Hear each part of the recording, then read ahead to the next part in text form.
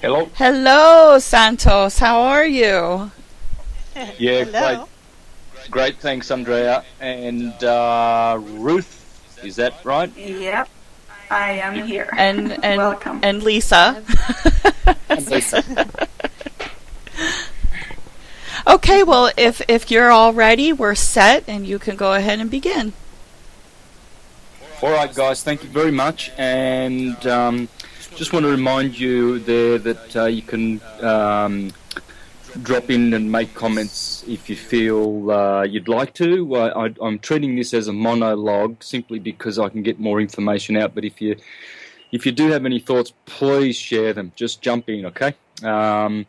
So just the panel, that is, of course. Then we've got question and answers. Now, thanks kindly, guys, for joining once again. All lovers of truth, knowledge, light, wisdom, ascension, love. That's why we're here. And so I really appreciate you joining me and the support. And I just want to say, too, that finally I have a full Spanish language presentation of syncretism available. And I posted that on Facebook. Johnny Guzman from Quantum Television has finally released the very, very well put together presentations that I did when I was in Ecuador in May of 2013. So it's been a long time. He has been busy, I know. Okay, so that has to be granted. But I've always insisted that those 7 or 8 presentations that I did be released for free, simply because the Latin American world really, really needs it, and they're going to benefit. So please, friends, even if you don't have Spanish friends, just post it out there on Facebook, because the Spanish language is a massive language on this planet, and they're mostly all Catholic. They mostly all understand the scriptures and the Judeo-Christian paradigm. So, they've all been devotees of Jesus and Christ and what have you, and, their local hero. Of course, that's all it is. Jesus is the same hero as Buddha is the hero of the Buddhists, and Muhammad is of the Islamists, etc., etc. So, I'm very, very, very happy about this, and there will be 4 more in the Spanish language to be released after this, I hope, and 2, maybe 3 in English that I did when I was in Ecuador. Now, the reason why I'm so happy about this is because these were the first PowerPoint presentations I've ever done. So I spent a lot of time before I went to Ecuador, a lot of time in making my presentations for PowerPoint, and so that I could use both the whiteboard and the graphics properly. And so I did that for the first time, and hopefully those will be out. So stay tuned to those, because they will be very, very beneficial to our brothers and sisters around the planet. So I do now have English, Italian, and Spanish now, syncretism, full-length, proper presentations. Now, I have done tens and tens of presentations, audio and visual, in Spanish, but those were very unprofessional and very just me with a little whiteboard and a computer camera. So, but this was, Johnny had massive cameras and very, very expensive cameras for the tour that I did in Ecuador, and he had a director, and there was quite a team, and these are really good presentations. So I'm very, very happy, and I'm very encouraged by that. So please, I want people to know. Yep.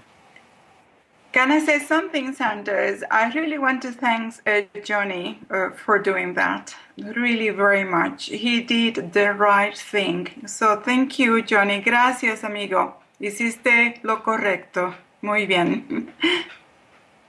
Yeah, look, that's really great. I'm very, very happy. I'm a very impatient person, so I did I did post a couple of months back that I was losing my support and interest in the documentary, but of course I'm all for it if Johnny's still full steam ahead and wanting to do it. It's all about desire and intent, and to get the required effect. The effect we want is to enlighten our brothers and sisters and bring about, of course, the condition of paradise on this earth, which is a stone's throw away. It's here, really. It's just up to us, guys. You know, we know that. Of course, the sleeping are not aware of this at the moment, but we know that paradise is just here with us, right in our midst. As the scriptures say, the kingdom of God is in your midst, is within you. All right, guys. Well, I've chosen a sub-theme for today. Correctly, it will be atomic theology, because that's what syncretism is. But I'm going to nickname or give a subtitle to today's show. It will be, "You are the RAM of your drama."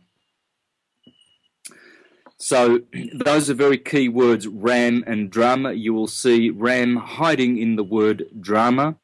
As I've pointed out many, many times, gospels, dramas, etc., etc., these all come from either the ram on the ecliptic Aries or the goat on the ecliptic Capricorn. The sheep and the goat. One rules the equinoxes, one rules the solstices. And these are squared off at each other, 90 degrees, Aries and Capricorn. And so the 21st of December ushers in Capricorn, the 21st of March ushers in Aries. And these are the two starting points that have ever, always been taken for the starting points of the year. One is at sign, Aries. The other one is at cosine, Capricorn. One starts at balance point, the equinox. One starts at the most displacement point on the ecliptic, which is wave amplitude, cosine. And so the reason I'm saying this is to keep in mind that all things happen on the ecliptic. All things begin at Aries, at 0 point, balance, perfect balance, equilibrium, called equinox. And then the partner of that is the cosine, which is Capricorn, which begins at wave amplitude, 21st of December. That is the shortest day of the year, and that is what we call wave amplitude. Opposite that is Cancer, at the Tropic of Cancer, 21st of June, and that also is wave amplitude. Now, for all the keen students of syncretism and the wave and the ecliptic, just know that the ecliptic describes electrical phenomena. I'm going to do a presentation probably next week explaining how electricity is produced through light, through the ecliptic, starting at Aries and finishing at Pisces.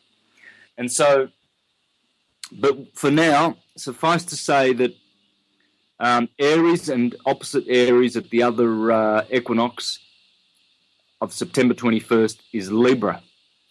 And these two signs are fire and air. And these are masculine. They are spiritual.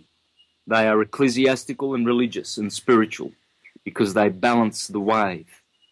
They are the wave balancers. The first sign, the one, and the seventh sign, Shiva, the septenary, the serpent, Sabbath, Saturn. Saturn exalts in Libra. There's no mistake in all of this. All the planets are in their right houses, doing the right thing. Not one dot of an I and not one cross of a T is out of place in this syncretic science. Then, when you look at the wave amplitude, Cancer and Capricorn, these make up the feminine signs. Cancer is water, Capricorn is earth. So if you want to understand how electricity works, you will understand that Aries and Libra produce radiance and gas. They are two of the four solid states of matter. Cancer and Capricorn produce liquid and solid. And this is how electricity is generated in all the universe, through the wave. At the start of the wave, radiance is produced. Ra, right ascension of meridian. Ram, fire, cardinal fire. Aries, that's where everything begins, with the fire, the radiance. Then, as light travels along the ecliptic, the second element that is produced is water. 21st of June, Cancer. The sun arrives in Cancer. This is the liquid state of matter. So we go from radiant to liquid.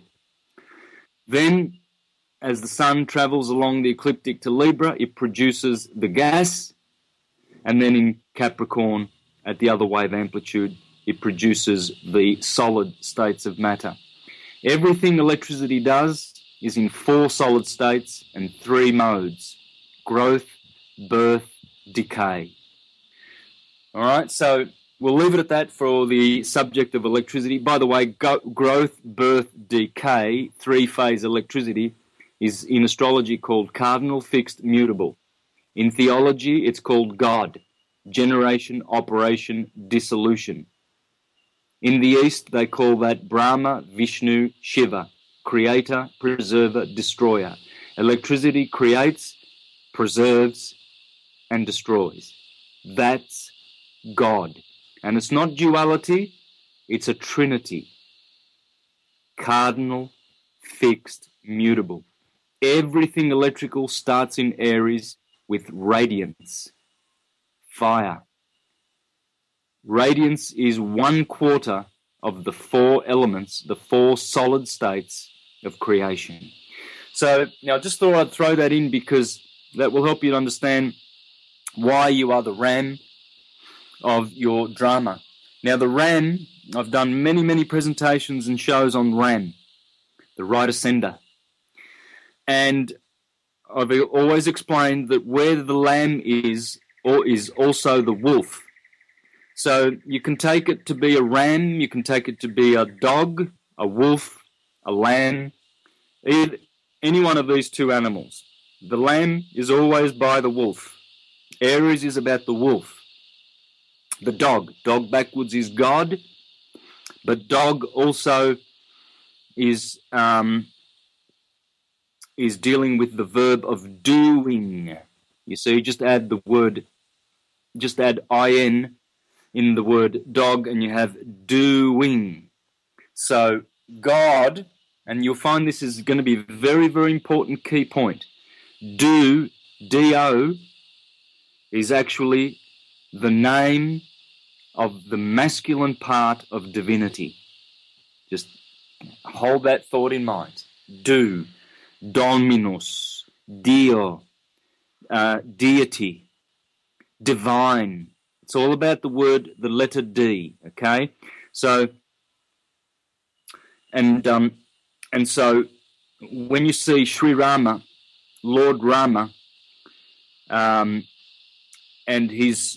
you read the Ramayana, which is the oldest gospel in the universe, Ramayana means the ram going on, the ram in his drome, in his, like a velodrome or a hippodrome or a circuit or the ecliptic. Okay, Ramayana, the ram going forward.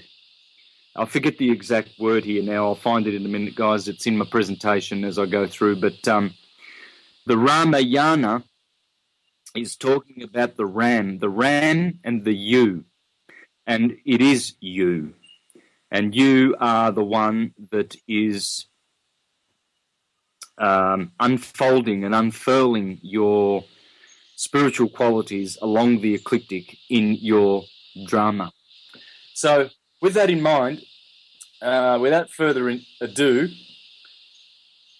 what we'll do is we'll consider some of the atomic words as we did last week. Now, of course, the atomic words, what are they? Well, just look at the word atom and its different variations in all languages.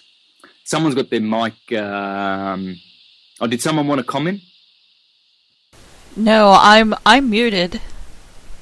Okay, all good, not a problem. I'll just keep on going and jump in, feel free if you need to say something. Now, atomic words basically are words that spring forth from atom. All words, all thoughts, all things come from atom. Have a look at the word thing, T-I-N. That's one derivation of atom. Have a look at the word thought, thoth. T-H-O is the first letters of the word Thomas.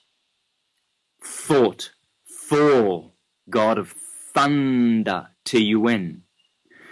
So that's why all things, thoughts, and words, you'll notice D-O in the word word, as you'll see that divine word D-O, Dominus, Do, Re, Mi, Fa, Sol, La, Ti, Do. Do is that word of division of electrical force creating and producing. So it's a very, very important word.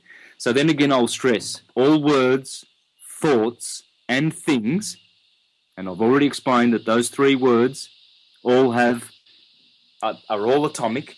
They all come from atom. So very important to understand that atom becomes Adam in Hebrew, becomes Atum in Egyptian, becomes Om in Hindu, becomes the Alpha and the Omega in the Christian system, becomes Amen also. So to keep it simple though, I like to just say that the T and the D are interchangeable, and the M and the N at the end of the word are also interchangeable. So you might have atum or adum, or you might have aten or atem. But all of these words are atomic. Very important to understand this. And the other thing to keep in mind is that the words are also in the mirror. You must put these words in the mirror and see them backwards and forwards and see the anagrams and lexicograms that are produced by these letters A-T-O-M. Mostly A-T-O-M, atom. All right, so without further ado, let's see what atomic language and atomic theology can teach us. Well, the Egyptians said, all is atum. Whereas in India, they said, all is om. And the om is called Omkara. That's the true name of the om. And remember, please, that the om is also the on, with an N for Nelly. So N for Nelly and M for Mary. Om, on. Okay, so some countries like Thailand and that, they call it the Onkara, whereas the Indians call it the Omkara. Om. And so they said all is Om. The whole universe is Om. Man is Om. The world is Om. And the Egyptians said that all is Atum. Now, I want to stop here and explain why is there a difference. Why do the Easterners say it's Om, whereas the Westerners say it's Atom? Well, because Om is the second part of the divine character of electricity. Do, D-O or T-O, To, Thomas, Tom, or Dominus, dom, is the first part. So you join the do with the om. And what you're doing here, if you can understand this, and always remember this one point, is you're merging the masculine with the feminine. The M, the om, is the feminine. The do is the masculine. And so dom or tom is one way, forward direction, tomorrow, whereas backwards for tom you have mot, mother. So father and mother in the same word. And so this is why I thought I would stop there and explain the difference between all is atum and all is om. Because you don't need to, when you give truth keys to the masses, you don't need to give them the whole truth. You give them a clue. Because you can't throw pearls to swine. In other words, before the whole truth is taught, one must learn it themselves. One must deserve it. One must reach that level so that they do not abuse the truths and take them lightly and then get distracted. Because this is what the power of the material tantalizing world. Tantalizing, by the way, there you go, another atomic word. And so in order to keep from being distracted, when teachings were uttered, they were shared in a very cryptic way. So to say that all is om suggests that all is atom, and we will see that. So there's always a suggestion of more truth. You see, to say that all is om is true. It's not false. But it is half of the all. Because the other half must be joined by the percussive sound of t or d in order to produce electrical effect. Electrical effect must first explode from a percussive, thundering, dualistic ripping of or tearing apart of white light. White light is still and undivided. And so in order to produce an effect, it must be separated and divided. And that separation causes a sound. And that is the sound of atum. All is atum. And so that sound, and look at the word sound, and you'll see there, again, O-N-D. Sound. Well, that's the same as the Italian word for wave is onda. O-N-D-A, which is just an anagram for Adon. Adon is the way the Greeks and the Middle Easterners would say Adonai, Adonis, Denis, Dionysus, and all of those. We'll get into that in a minute.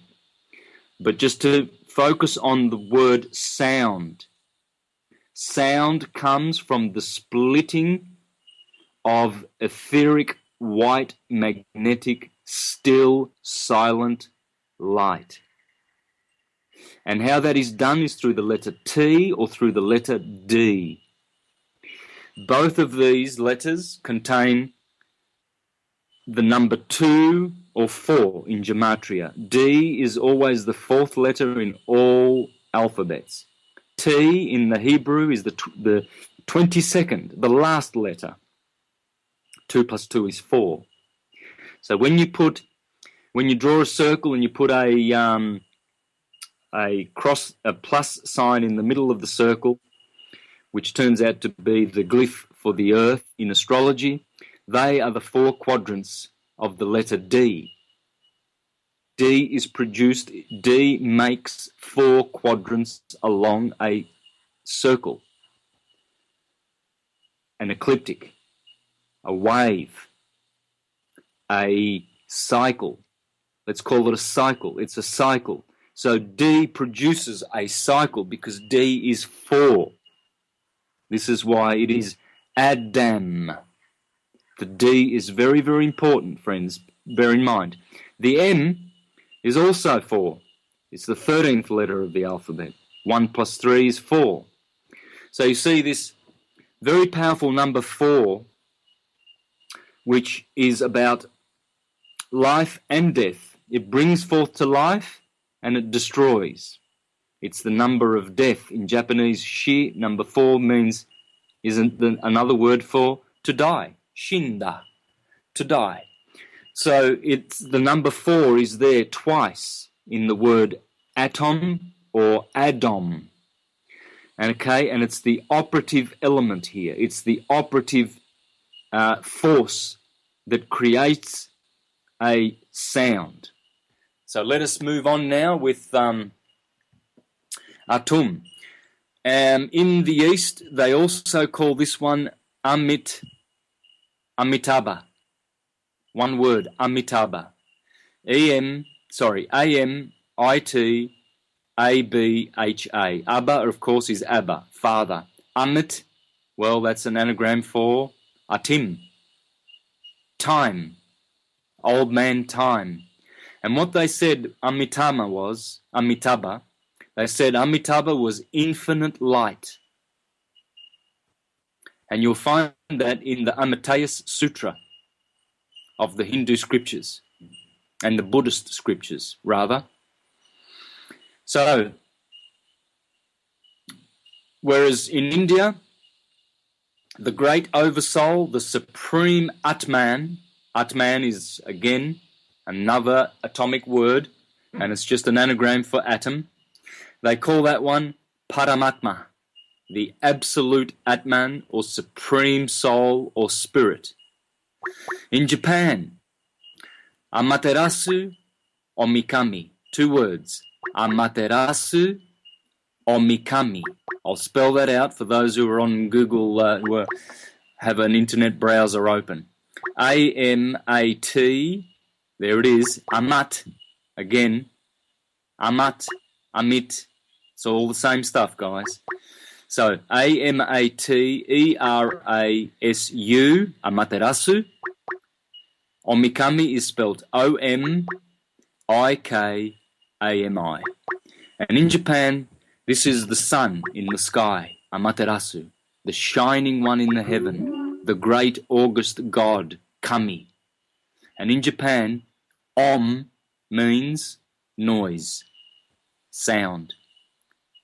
So you go to India and they chant Om, you go to Japan and they will tell you that Om is the word for noise, sound. And another god in Japan is called Ame-no-mi-naka-nushi. Ame-no-mi-naka-nushi. I'll spell that out. A-M-E-N. Yes, it begins with Amen. Then, following Amen is Om. O-M. Yes. Amen followed by Om. I mean, I'm stressing this. I'm sounding like a kindergarten teacher, but I'm just getting so much enjoyment out of this, discovering that all languages are syncretic and it can be proven through and through. And these are just the most evident and obvious proofs that I'm giving. So let me just recap all of those 6 words and 6 thoughts that I've shared with you. Out of Egypt, all is Atum, and you will learn this in the Hermetica. Out of India, in the Mandukya Upanishad. Yes, I did say Mandukya. Mand, M-A-N-D, that's an anagram for Adam. Again. And they say all is Om. The Buddhists, Amitabha, infinite light, unending, infinite, all-knowing, all-being light. The Hindus in India, Paramatma, the supreme soul. Japan, Amaterasu Omikami, the shining sun in the heaven, the great August one.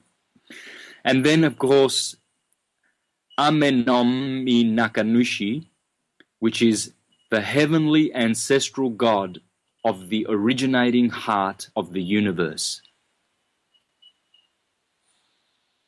Now, I'd like to pause and just and just absorb all that, because that is just exquisite information.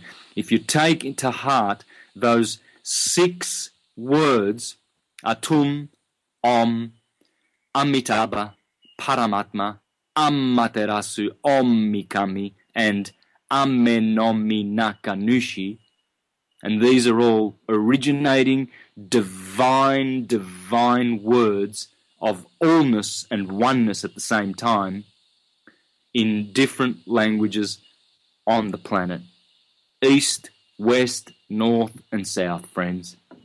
So, now, Atum.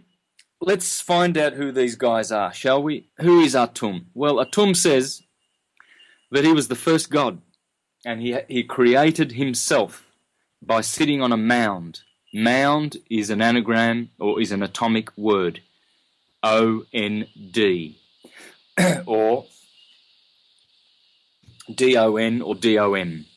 It's one of the magic words, because remember, we were made from a mound of dust, and we live on a mound of dirt called earth, and we worship on the mountain of Meru, the mountain of Sinai, the mountain of sin. It's all about mountains and mounds. We are a mound of dirt.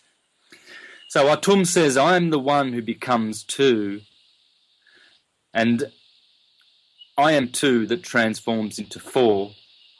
I am 4 that transforms into 8, after this, I am 1. Well, as I explained in the show a couple of weeks ago, this is nothing but the ecliptic. The one that Atum is the ecliptic, the sine wave. The 2 is the 2 halves of the sine wave, the positive and the negative, the sine and the cosine. Oh, sorry, no, that's confusing you. The positive and the negative, the yang and the yin, the hot and the cold, etc., etc. The 4 is the 4 tropical, or what we call cardinal points along the ecliptic, the equinoxes and the solstices. The 8 are the cross-quarter days. Now, when you make a circle and you put 8 equal triangles in that circle of 45 degrees each, you have what in India now is called the dRAMa wheel. Let me just pause, and so you can hear that again. You can punch in dRAMa wheel in your Google search engine. Actually, I shouldn't say Google, because that is such the worst way of searching the net, and I still do it, and I have Start Page. Guys, if you want a good browser, go to Start Page. We've got to start getting rid of this corporate way of doing things and go back to natural and best systems available. Start Page, guys. So Start Page, the word dRAMa wheel. dRAMa wheel is spelled D-H-A-R-M-A. Now, isn't that just fascinating that last week when we did the show on, or 2 weeks ago when we did the show on atomic theology, I explained that Zosimos, 3rd century philosopher, said, if you're looking for Adam Kadmon, he said, all philosophers and astrologers know that Adam Kadmon is on the ecliptic, and they are the ascendant, A, descendant, D, and meridian, M. And he said, the ascendant in astrology is A for Adam, the descendant is the D, and the meridians are the letter M. Let me read that quote. This is Zosimos, 3rd century philosopher, Zosimos of Panopolis, in his little tractate called On the Letter Omega in the 3rd century. He said, "So then, the first man among us is named Thoth, and among them Adam, a name from the language of the angels. And not only that, but with respect to the body, the name they refer to him by is symbolic, composed of 4 elements from the whole sphere. For the letter A of his name signifies the ascendant, east and air. The letter D of his name signifies the descendant, west and earth, which sinks down because of its weight. And the letter M of his name signifies the meridian, south, and the ripening fire of the midst, in the midst of these bodies, the fire belonging to the middle, 4th planetary zone." Okay, so when you get Western confirmation that Adam is on the ecliptic, and then you go to the east and they call the 8-spoked wheel, which is Atum, the dRAMa wheel, now you're beginning to see why you are the hero, the high ram of your dRAMa, you see? Because you can make your dRAMa wheel a drama, or you can make it a dream. You can be a drama queen, or you can live a life of divine dreams. Which one will it be? You are the ram. Choosing how your dharma wheel will pan out. By the way, the word dharma in Hindu, in Sanskrit, means good, right, lawful action. Virtue. It's love in practice. Whereas adharma is the opposite. It's unlawful behavior. And so you see how that's quite the opposite of the Western system, where the alpha privative makes Adam the blessed one. When you remove the A, you're left with damn, the damned race. So damned or adamned. Whereas in the East, adharma is the evil way of living, whereas dharma is the good and loving and virtuous way of living. So the 8-spoke wheel is Atum. Om. Let's have a look at Om. Usually, Om is a mantra and mystical Sanskrit sound of Hindu origin, sacred and important in various dharmic religions such as Hinduism, Buddhism, and Jainism. The syllable, is also referred to as Omkara or Aumkara, literally Om syllable. And in Sanskrit, it is sometimes referred to as Pranava, literally that which is sounded out loudly. The Katha Upanishad states, "The one syllable, Om, is indeed Brahman. This one syllable is the highest. Whosoever knows this one syllable attains all that he desires." That's the Katha Upanishad. The Chandogya Upanishad states, "The Om is the best of all essences, the highest, deserving the highest place, the 8th. Interesting. The highest place, the 8th.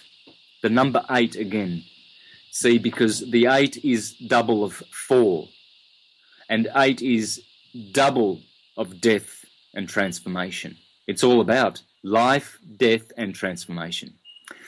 The Bhagavad Gita now states, Uttering the monosyllable Om, the eternal world of Brahman, one who departs, leaving the body at death, he attains the supreme God, i.e., he reaches God.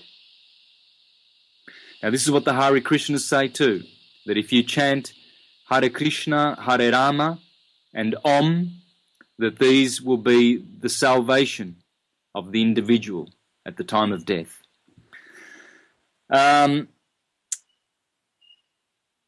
Ik Onkar is the modern Pune spelling of Omkara, okay? Pune. And it is, they say that it is translated simply as one God. Okay, so Omkar is one God. And the Ik Onkar means one, and Onkar figuratively means God. But it means basically the creator of Om. So there's another derivation of Onkar. And that is how the Sikhs of India call the Omkara. Ik Onkar, okay, which means one God. Now in Japan, they carry every year in the sign of Aries on April 15th, they carry the Ark of the Covenant, just as the Hebrews do, on their shoulders, 4 men, or whatever, 6 men, just as the Hebrews carry the Ark of the Covenant, and they call that Ark Om Mikoshi. Again, just a pause for meditation. The Ark of the Covenant, Om Mikoshi. Now, if you're probably wondering where I got this Ark of the Covenant connection with Japan, please go to my presentation called The Lamb of God. It's a 3-hour presentation in which I covered this subject quite extensively, where the Japanese actually celebrate the same celebration as Abraham sacrificing his son Isaac, complete with the name of the festival called Isakuchi, which means the festival of Isaac. Wait a minute, that's not correct. It's called Isake. I'll get back to that in a moment. But they have a festival that they celebrate in Aries when Abraham sacrificed the ram caught in the thicket. And they call it, I think it's Isake Mikuchi, something like that. And they celebrate that on Mount Moriah in Japan. Please take note, Mount Moriah is the same word where the dome, D-O-M, the dome of the mosque in Jerusalem is standing on, where Abraham sacrificed or was going to sacrifice his son, I sacrifice. You see, and what does Isaac mean? It means slaughter or laughter. And when you put an S in front of the word laughter, you have slaughter. So you can see what's going on. It's the month of slaughter or laughter because it's Aries, the springtime, where the sun slaughters the ram on the ecliptic. And so that's what men do on the ground. They celebrate Aries by slaying a lamb or a ram. This is why I sacrifice was not sacrificed, but Abraham in turn turned to the ram in the thicket. And so the Japanese carrying their omikoshi are giving devotion to this god Om or Dom, Dominus, which is another name for Jesus, our Lord, Dominus. Lord also contains D-O in it, Do for Dominus. All the words that I'm presenting in today's presentation that I am stressing are atomic words. Please take note, guys, because if you do, you'll be able to uncover and discover all of the atomic language that we have, the syncretic one universal language of light that we have. And this is why all of our deities are atomic. Atum in Babylonia was called Tammuz. In Persia, Dumuzi.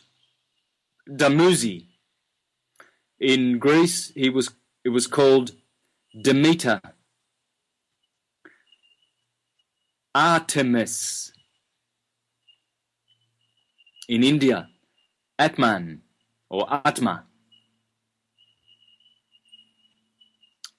Muhammad or Mahmud. These are all anagrams for Adam.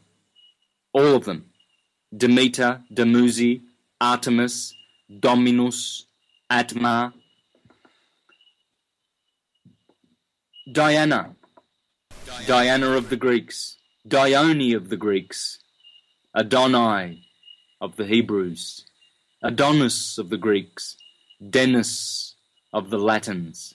Don, Donna, Adrian. Woden of the Scandinavians. Scandinavia. Scand-din. Twice Scandinavia has the word atom in it.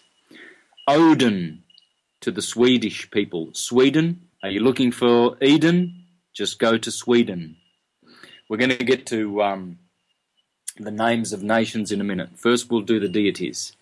Dionysus, Athena, A-T-E-N, Aten, Athena. What about Aladdin? What about Aten, Akhenaten, and his disc in the sky?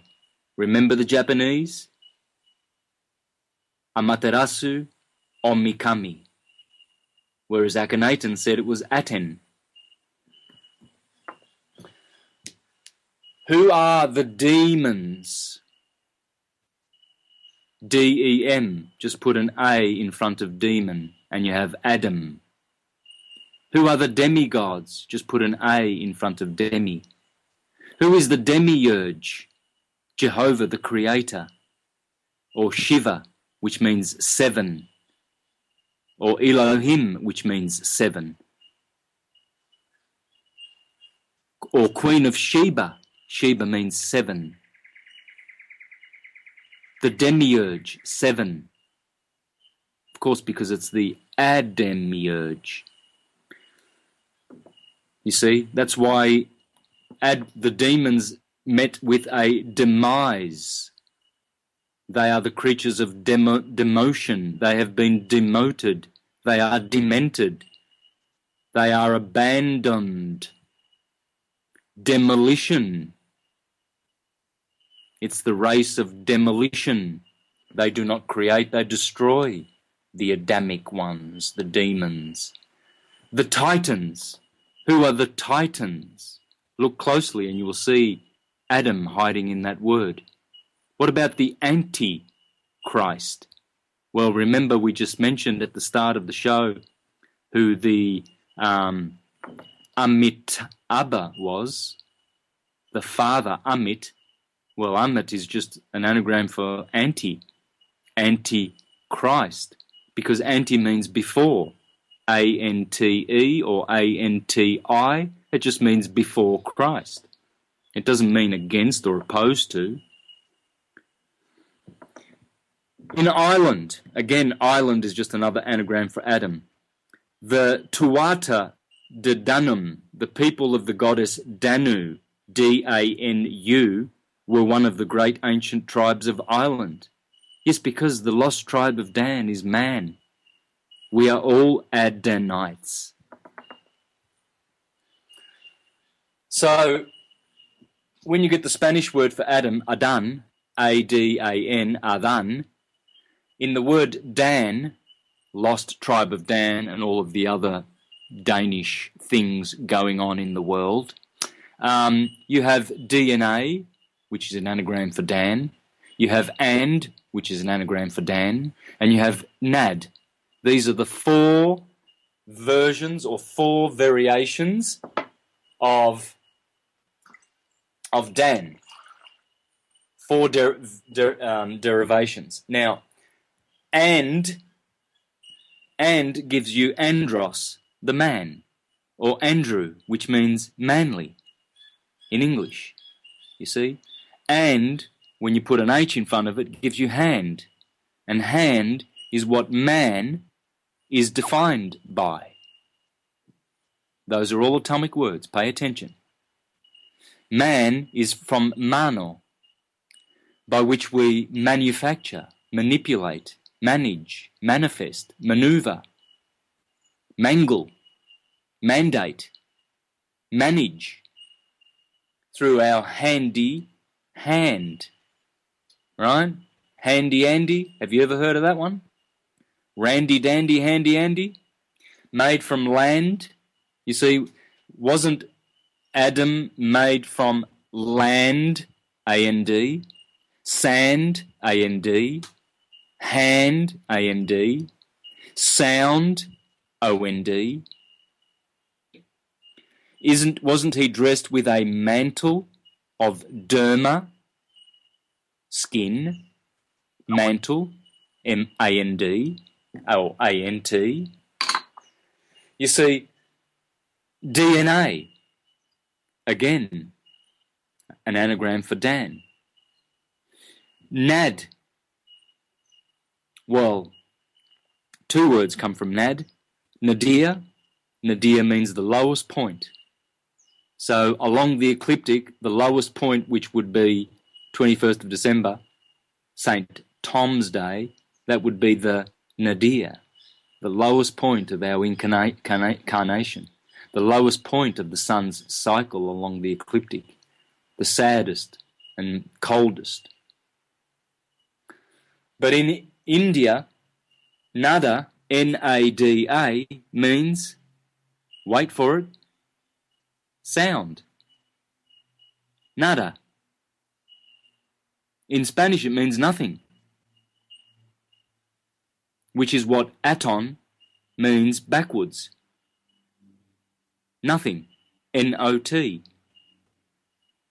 So in India, nada means vibration, the primordial first originating vibration, and hence all other vibrations subsequent to the first originating om. Nada. Sound. That's why we have Nada Brahman sound vibration. Go to start page and search in your browser Nada Brahman sound vibration, and you will see there it says Om is the word in the beginning. There was the word. Nada refers to the vibrations which make up sound. And hence you have all your percussive instruments, tom-tom, tam-tam in China, dun-dun in Africa, timbali in Cuba, cymbal in the West, tambourine in the West, universal, timpani in Italy, trombone, trumpet, drum, tabla, tuba, djembe, dumbek. What are these? These are all atomic sounds. You see? Tam-tam, the gong in China, is called dora in Japanese. Dora. Do. Please hang on to that word do. Do, re, mi. Because it's very, very important in this atomic theology. Because it is where divine comes from. And same with to. T-O or D-O. You see, the D gives you the deist, divine, deity, Dio, Dios, Dominus, and the T gives you theology, theos, theocratic, and all of the other God words. It's always T and D, T and D, T and D, because they are percussive. Those two sounds cannot be prolonged, so they are at the start of the wave, to, to, and then to finish the wave, you must finish it with an M or an N, tom, to produce complete electrical effect. This is why when you speak with your mouth, backwards for tom, and your tongue, which is, well, basically just another way of saying aton, and your tonsils and your teeth, which are dental, so mouth, tonsils, tongue, teeth, and even lips, which in Italian are labra, labracadabra, same spelling, L-A-B-R-A, all of these are atom. We are all atonists, people, because we all speak with our tongues and teeth, dent and mouth, tombs, backwards. We are all atonists. And so Hermes said that all is mind. The universe is mind. Again, T-E-M, mind, or T-I-M, which is time. So if the universe is mind, what do we have in our brains, which are the organ for mind, which is the primary organ for mind? We have dendrites, little trees, little synapses, synapses. You see where the syn is happening in your head? In the synapses. The dendrites, those are the electrical branches of, well, what is a dendrite? It's a Greek word for dendro, which means tree, which in English we say timber. So, do, re, mi, fa, sol, la, ti, do. Well, over in the East they have what's called the Tao, the symbol for the yin and the yang, spelled T-A-O, but pronounced Dao. You see, remember the Japanese word for gong is dora, and in English a tom-tom or a dum-dum. You see, that's what the dome is, the dome of the rock, the king dome, dominus. It's all the same. Look at the dome. Look at the dome of on the rock. In Jerusalem, they've made that golden coloured, the dome, for a very good reason, because the sun himself is golden. It's the sun. It's the dome. In Italian, dome is duomo. D-U-O-M-O.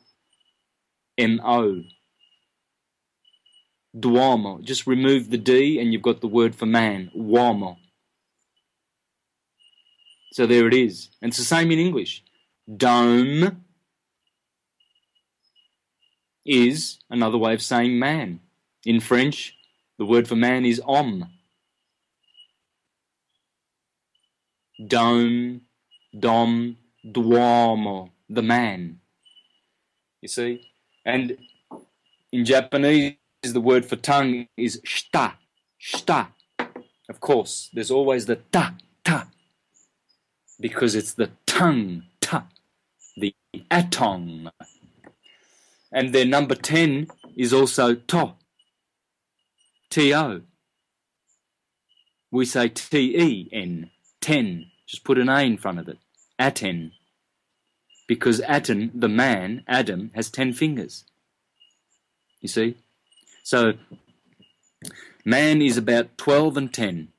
When you add those together, you come to 22. The major arcana of the tarot deck, tarot. And so 10 is 12 is the heart chakra. The heart has 12 petals. That's why Jesus of the Sacred Heart is always pointing to his heart, because that's where his 12 disciples are. The 12 petals of the heart chakra. Below that, the solar plexus has 10. Aten. It has 12 nerve endings, but it has 10 petals. So that's why 10 is the number of man. 12 is the number of the divine mind. This is why we must go from the solar plexus to the heart chakra. We must go from 10 to 12. Also, Saten, which is another way of saying 10, in Japanese is called Dosei, D-O, Dosei. and his day is Saturday, which is called Do Yobi. Yobi means day.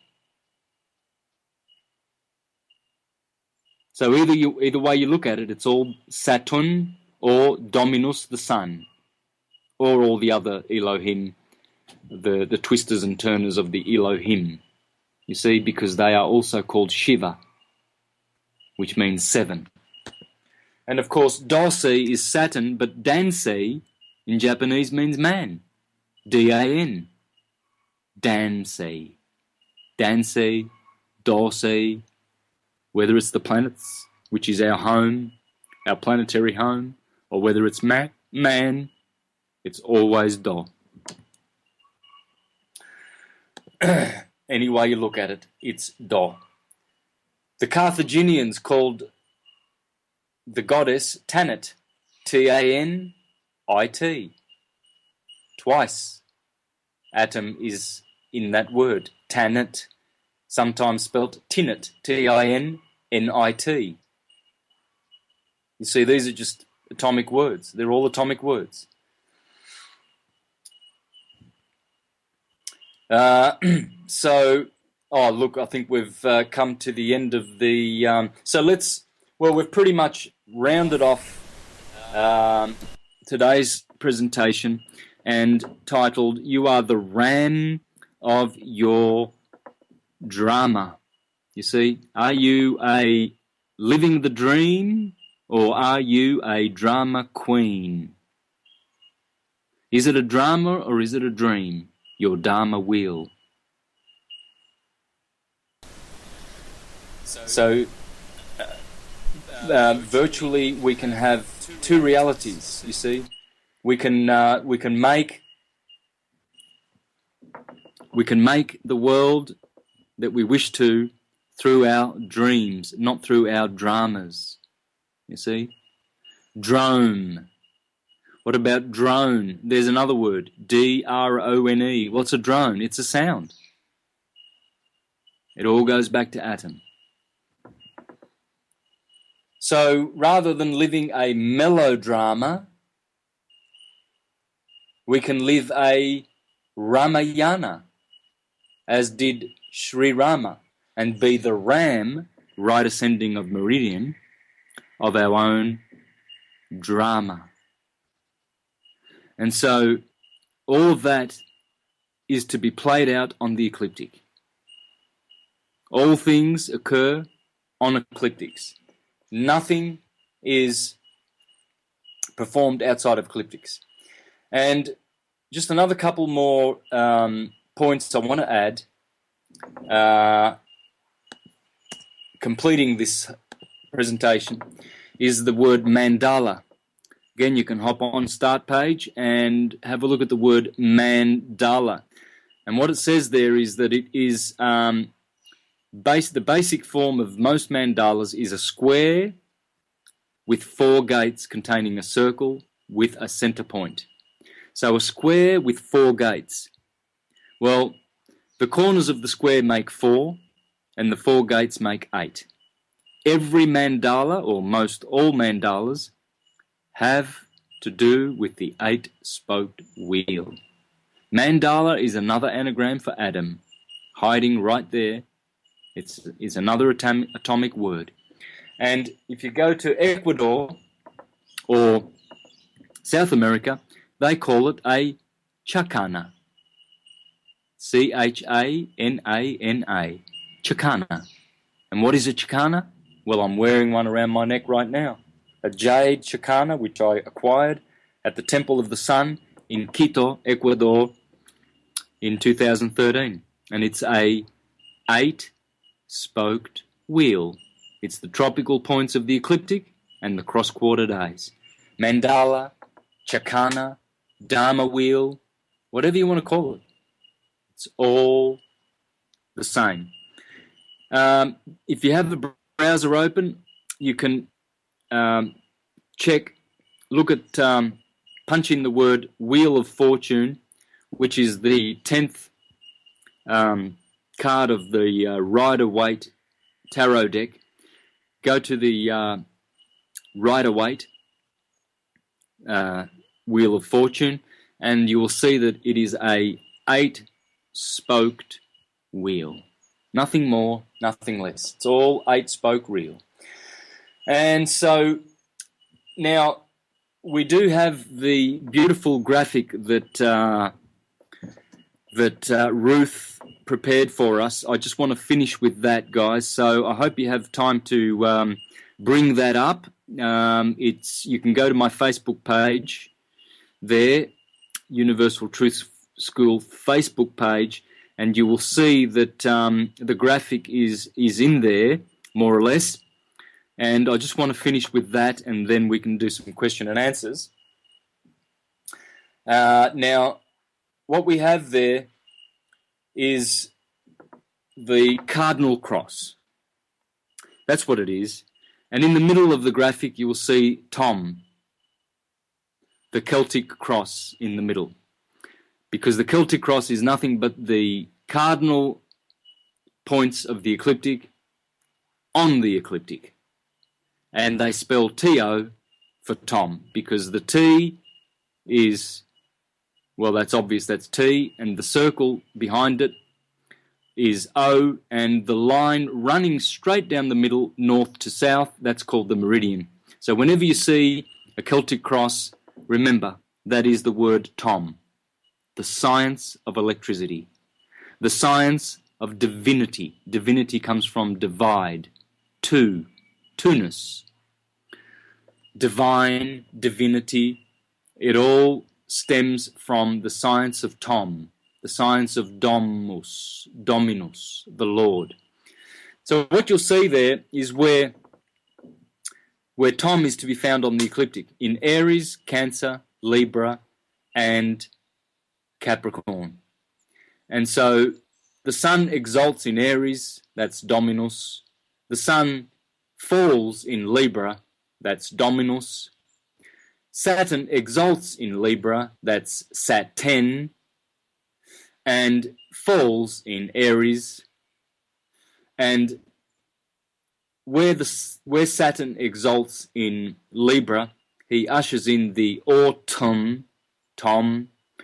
And then when you go to Cancer, you see that month is called the month of Tammuz in the Jewish system.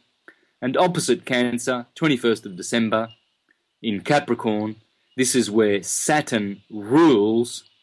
So he rules in Capricorn, and the 21st of December is called St. Thomas's Day.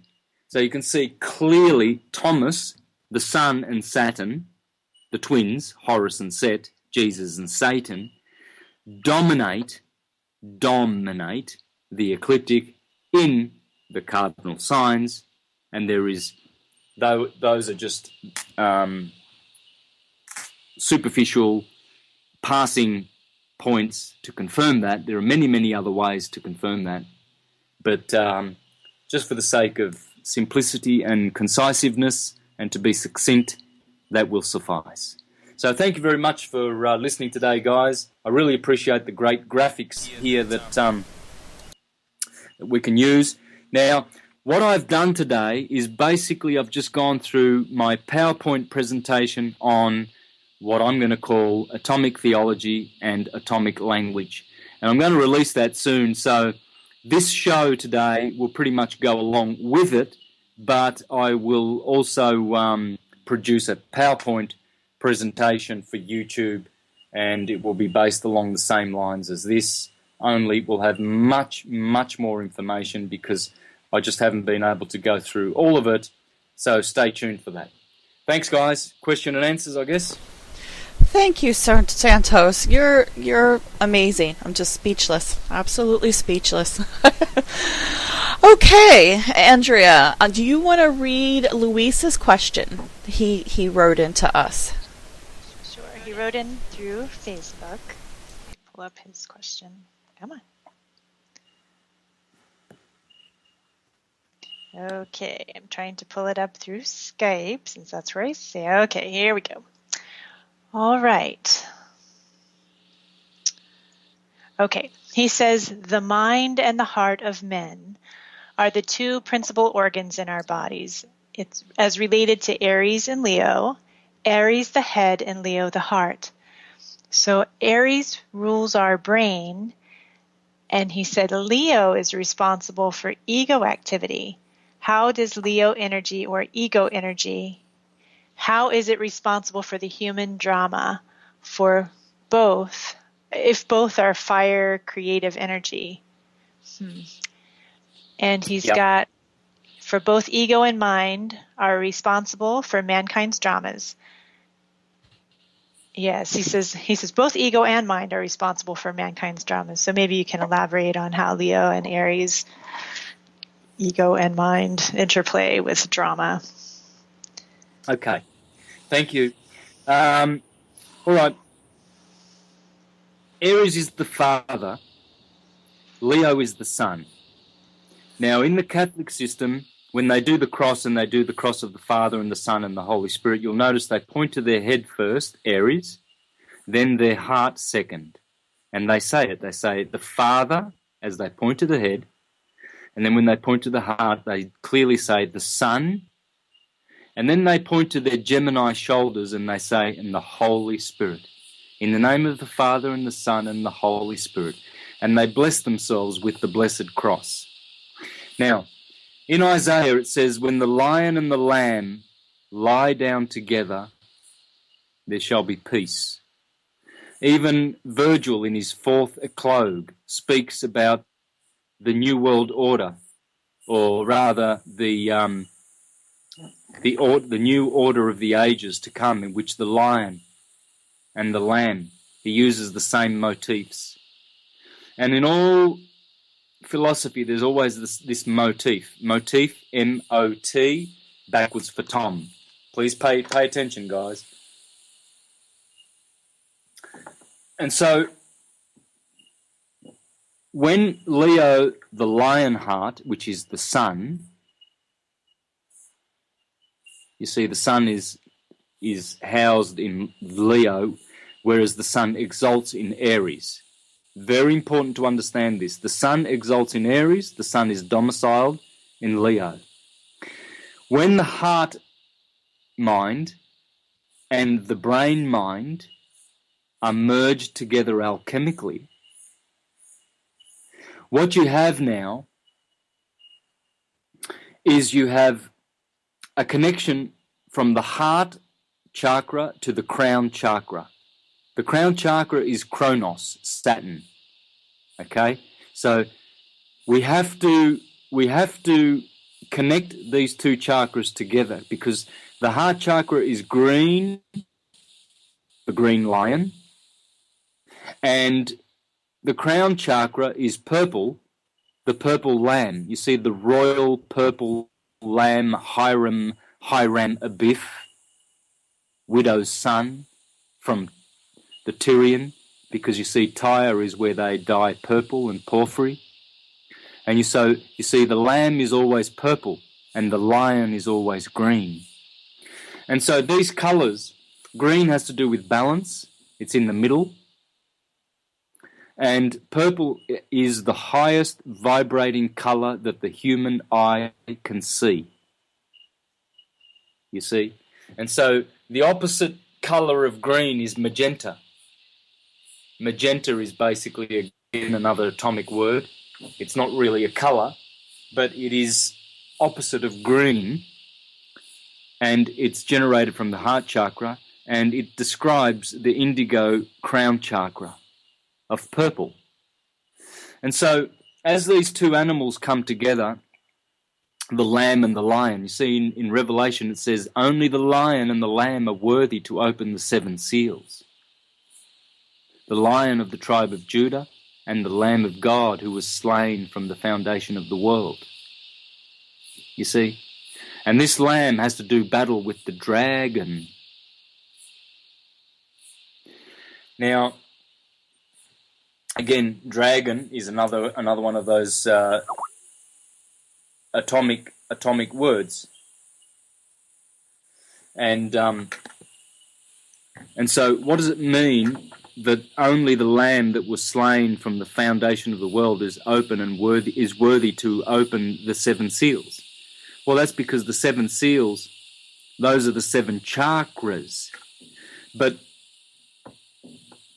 all of them must be open. You see, it's no use saying that we don't want to have the energy of the lower chakras, which is sexual power and survival chakras. We don't want to reason that way. We want to have all of them balanced and aligned, but the point is that our heart must be opened first. It is in the heart that we are baptized. You see, the baptism of John the Baptist in esoteric Jewish Kabbalistic teaching has to do with the crown, with the solar plexus. You see, the crossing of the crossing where Jesus is baptized is in the heart. It's John the Baptist is the solar plexus, the 10-petaled chakra. And Jesus is the heart chakra, the thymus gland, the Thomas gland, the twin in the heart. And so the baptism happens there, you see. You see, that's why John the Baptist says, I baptize with water, because basically the bottom chakras are dealing with water and earth, whereas the heart chakra is fire, you see. It is air, spirit, and fire.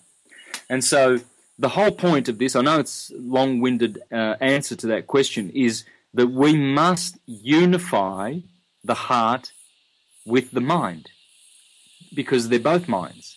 All is mind. The whole body is a mind. But these are the two divine centers of mind, you see. And so when the I think it was the guy's name who asked the question was Lewis. When he asked this question, he called the heart the ego, the lower ego. Well, the ego, there's two egos. There's the higher ego of the individuality and the lower ego of the personality. You see, that's why the scriptures say that God does not respect persons. When ego is a dirty word, it has to do with the personality and the acting and the mask that we put on and the legal name and the commercial name of commerce, Babylon the Great. You see, Babylon is the lion, baby lion. That's why I said that Aries is the father, the ram, Abram, Abba ram, father ram, whereas Babylon, baby lion, is the son. And Rome is Aries, and London is the lion. That's why Rome is the father, London is the son, and DC is the Holy Spirit, because the District of Columbia is the dove. The dove is David, you see. The District of Columbia is the District of David, Saturn, the crown. And all three of these cities, the Father, Rome, the Son, London, and the Holy Spirit, Washington, D.C., District of Columbia. Columbia also, of course, is Semiramis, the dove, Eve, Venus, the Queen of Heavens, but it's also the King of Heavens, the dove, David, with his Star of David, which is the hex of Saturn, you see. So it's Eve or it's Saturn. And so what you have here is the Father and the Son and the Holy Spirit are all one. But the Holy Spirit is centered in is basically centered in the other creative center, which is the generative center. So you have the mind of spirituality, the mind of emotion, Leo, and the physical mind of Scorpio, creative, the creative center of the generative center. You see, so this pans out to be the Father and the Son and the Holy Spirit. Aries is the mind of spirit. Leo is the mind of emotion. It's the emotion center. And Sagittarius, Scorpio, both of those together are the lower center of physical creation, which is also very, very powerful. And so when these are all united, when the physical is controlled, when Michael is able to slay the dragon and dominate the dragon of Scorpio and Sagittarius, where all the lower creative stuff is happening, then we can unify the whole body. And the lion and the lamb will lie down together, and there will be peace, and there will be one. There you go. Thank you. Wow. I know. I love how you word that. I'm like, yay!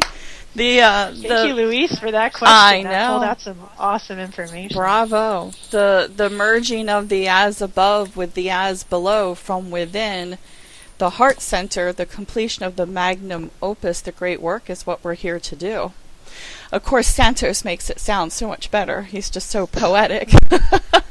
By the way, guys, yeah, we'll see, because why? Well, because I have the key. The key is the ecliptic. Mm-hmm. And now we all have the key. So we can all do this. This is all our science. This is all ours. Maybe I have remembered some of these things first, but if I did, you will be second. And second, there is no disgrace in second, because no one is first, really. If you share something with me that I did not remember, well, then you have helped me to remember. But we are all remembering. This is all our science. Now, by the way, I just have to clear something up.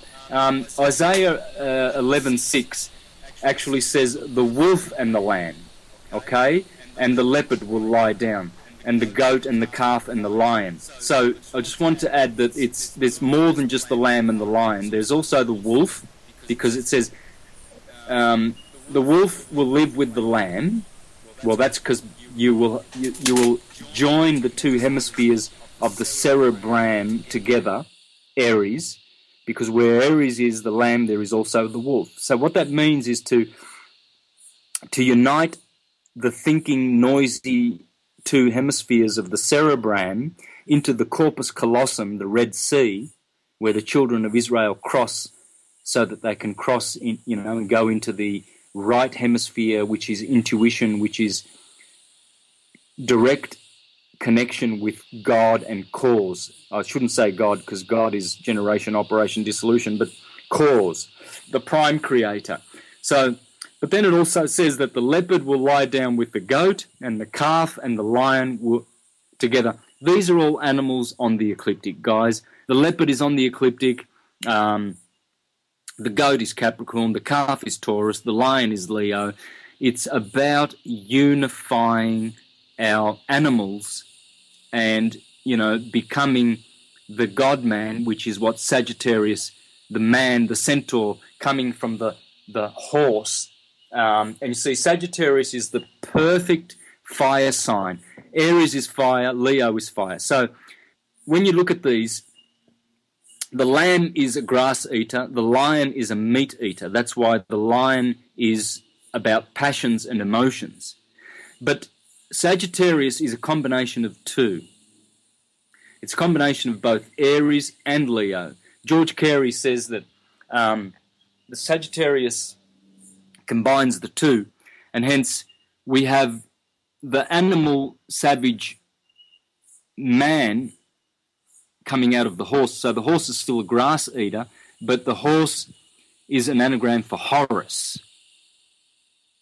You see, so Horus, the sun, is coming from the horse and is becoming a man. This is why he is a centaur. Centaur again is another another atomic word. And so this is why the Sagittarius sign is dealing with, it's the ninth sign, the ninth heaven. It's dealing with man becoming the hero, the horse, the hero. And so it always follows the Scorpio 8. 8 is death and transformation, and 9 completes that. 9 is the last and complete of all the true numbers, and so it is Sagittarius, and it is the final completion of man's heroic dharma, dream, drama, and he is now complete, and he returns back to spiritual course. Ah, thank you. I'm floating. We have a question that came in through Skype. Shane wants to know, ask Santos if he believes in the perfect man of adeptship. Yes. The perfect man, you see, this is why devotees of Krishna, and especially those of the East, subscribe to the idea of the perfect Atma, or Atman, to have visited the earth. This is why people insist that Krishna and Buddha and Jesus and Muhammad, perfect incarnations of the Atman, spirit which comes from the sun. The sun is the generator of all souls. All souls that visited here came through the sun. Whether they were perfect or not matters not. But you see, most great esoteric philosophers subscribe to this idea of a visitation every 600 years of a God-man or God-woman. But these divine ones, they visited the earth. Now, it is my belief, it is not my knowing, because the gentleman who asked the question asked about my beliefs. I don't deal with my beliefs in any of my shows or any of my presentations. I keep those aside, I keep those private. What I deal with is what I know, what is known and what can be known. I deal with science. Science is another word for knowledge. In Italian, conoscenza is knowledge and scienza is science. Scienza, conoscenza. Same word, science. So that's all I deal with. And in the science, the holy science, it is taught by Hermes and all the great ones that great perfect souls have visited this earth. Now, my belief, though, is that none of that happened in this dimension, in the iron or copper ages.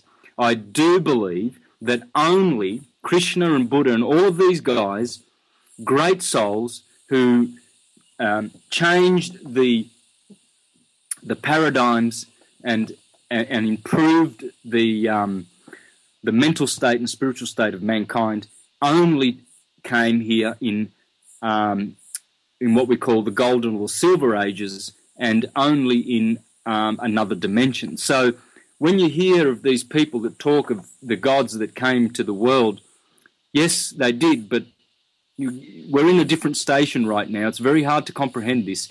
It's hard when you're dealing with three-dimensional reality and the loss of consciousness that we have suffered to understand this. You see, these men and women who were perfect, they did not have the same blood and bones as we do. They had cartilage and higher vibrating material components to their bodies.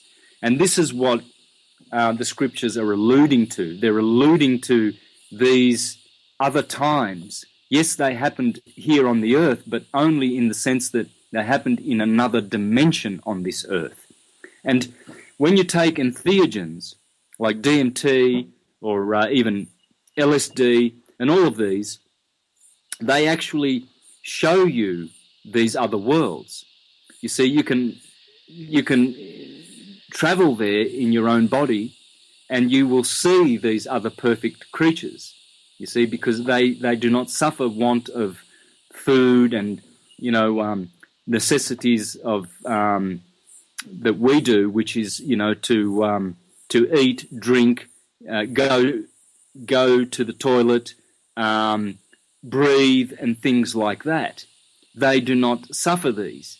So, sure, these great divine souls have visited us, and in the end, you will find that it's you. Once you remember all things, you will be reestablished to that great soul. You will be the Jesus, the Hiram Abith, the Muhammad, the Atman. You will be Atum. You will be Dominus.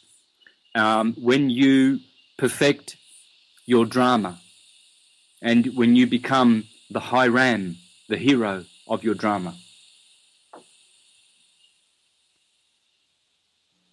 Thank you. Thank you, thank you, thank you.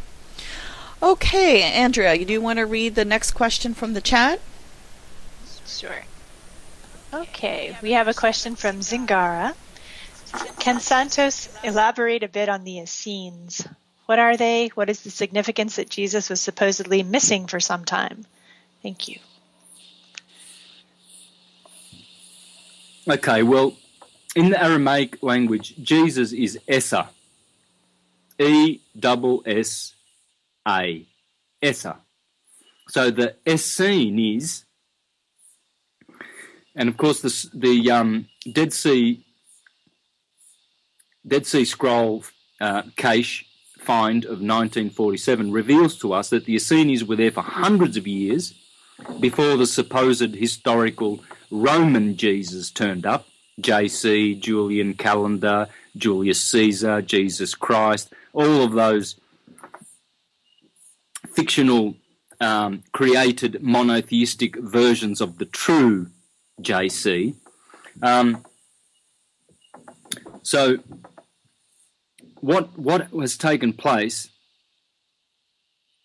is that the Essenes were talking about Essa, the coming one. Well, the coming one is Atum, because Tom is tomorrow. Tomorrow. And so in Atum, in reality, we have the coming one, tomorrow, Thomas, and we have the past one. We have the future and the past, right? But really all is now.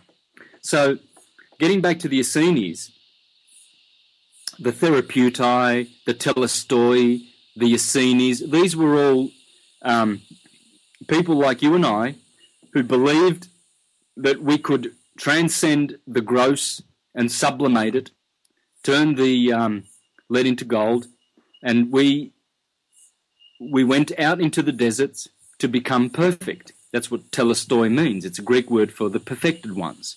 And therapeutai means therapeutic, means to heal. They were healers. And so the Essenes, and by the way, I daily eat, because I'm a raw foodist and I'm vegan, I daily eat Essene bread. Essene bread is different to all your other cooked breads, whether they be sourdough bread or any of that other bread, amaranth, quinoa, spelt, all of these great ancient seeds. I would not touch it because they're cooked. Whereas you can have sprouted raw bread called Essene bread, and it's made of rye, spelt, all of those grains, but they are activated seeds. You see, so the Essenes, they would have known about this bread. They would never have cooked their bread, especially with yeast. Yeast is one of the most poisonous things causing diabetes, arthritis, and all of those horrible mongrel types of eating disorders, diseases. You see, people are sick through food. Now, mostly, we love cooked food because it fills it dazzles the palate, but it also dazzles the nostrils, the smell, you see.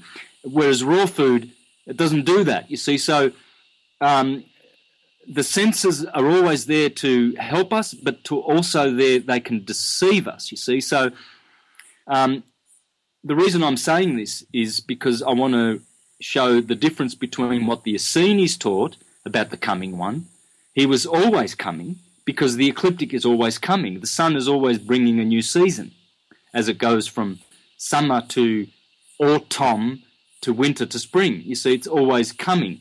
And so they had no concept of a literal Jesus.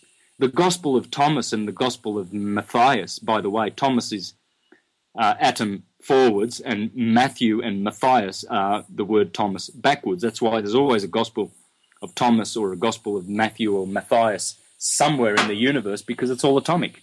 And so when they talk about Jesus and the good Lord and the teacher and the healer, that was not literal. It was never literal. It was literary. And so, and this is what the Catholic Church and the Jesuits and the Zionists are hiding from us when they attacked the Dead Sea scholars that were honest, like John Allegro. He was whacked.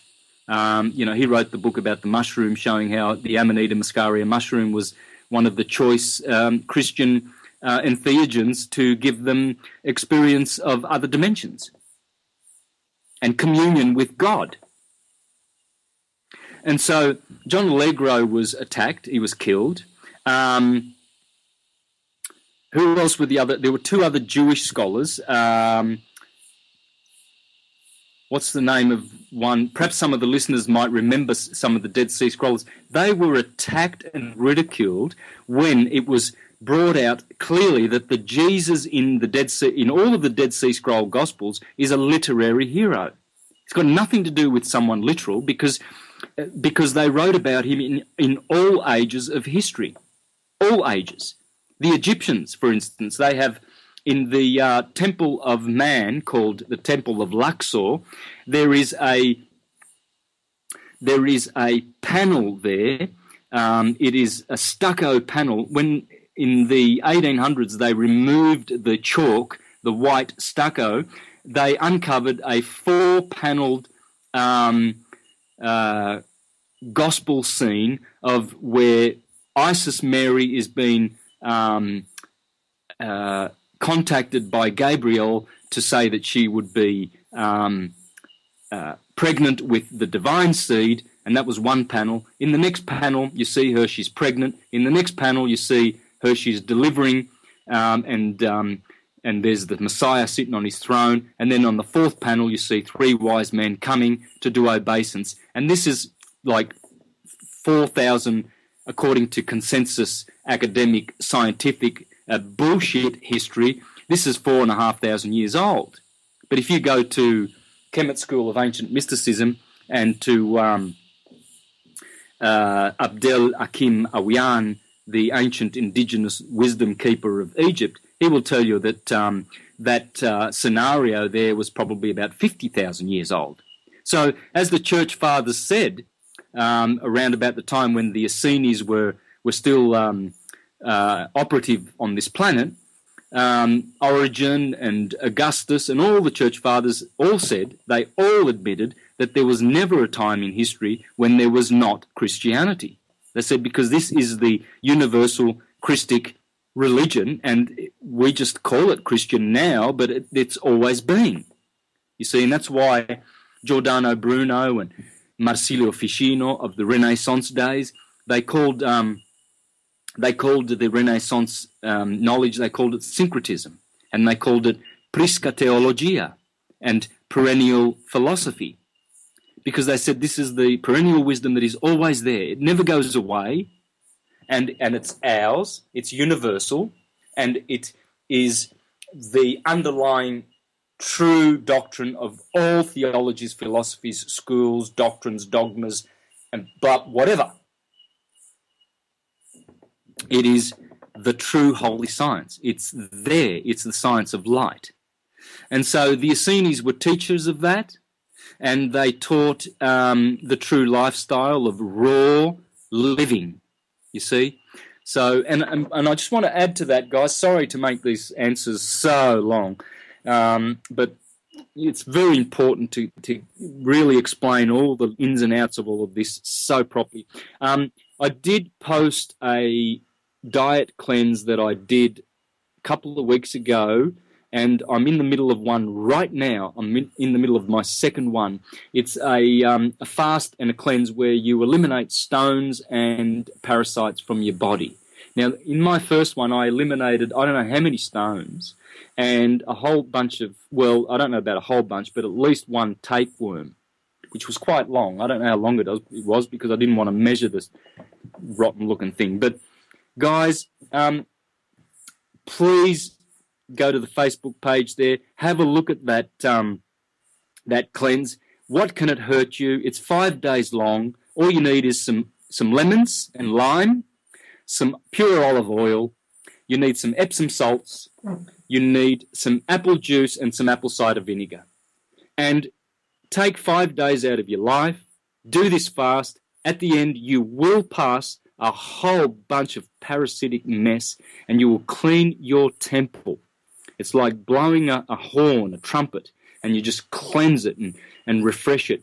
And I'm feeling just like Superman. I mean, I've got so much energy. I've been doing 5 hours of whippersnipping a forest here. There's a big property I'm living on, and I'm just working all day long in the hot Queensland sun, and I'm just doing whippersnipping and gardening and all sorts of things, and I've never had this kind of energy for probably 20 years. Now, back in 2009, I think it was, when I lost about 10 kilos. I was always 63 kilos all my life.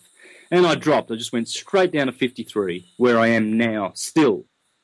And I had no idea what it was. Honestly, no idea. Around that time, or even earlier, I became a vegetarian, and certain ones said, oh, you've got to go back to eating meat.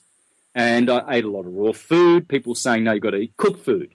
And then people were saying, oh, you've got to get off this syncretism stuff you're doing in astrology. It's just doing your head in, and, blah, blah, blah. I had so many different people saying this is what it is and that's what it is. And I'm 100% sure now and convinced, because I've done the fast and I know what it can do for you. I know what it was. It was the tapeworms who were just feeding off all the good minerals that I was eating. And the other thing is, these parasites, they defecate in your bowels and in your intestines, and they make you itch. Now, I've been suffering with itching in the night, sort of probably around 1 to 3 in the morning. I'd wake up, and this would happen at least 2 or 3 nights a week. I would lose so much sleep for the last, I don't know how many years, and that itching has gone away. And so when you take MMS or anything to deal with parasites, they will, if you take a big dose, they will immediately,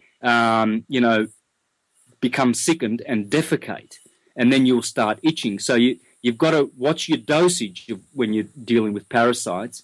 But the point is this, friends, I have increased my energy, I've cleaned my temple, and I have eliminated one of my lifetime problems of itching, all in the last month or so. So I just want to share that with you. It's personal, private stuff, but it's for the benefit of the many. And so these are the things that we have to look at, guys. Syncretism is about everything. You can't just be a sovereign, or you can't just be an astrologer or a philosopher and lock yourself away and go up into a cave and isolate yourself.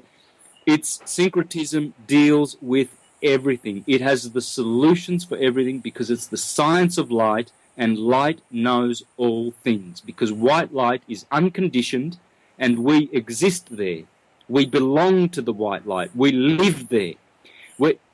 The red and blue electrical world of illusion, of effect, of matter, is also where our body, our tomb, our womb is living. So we have 2 dwelling homes.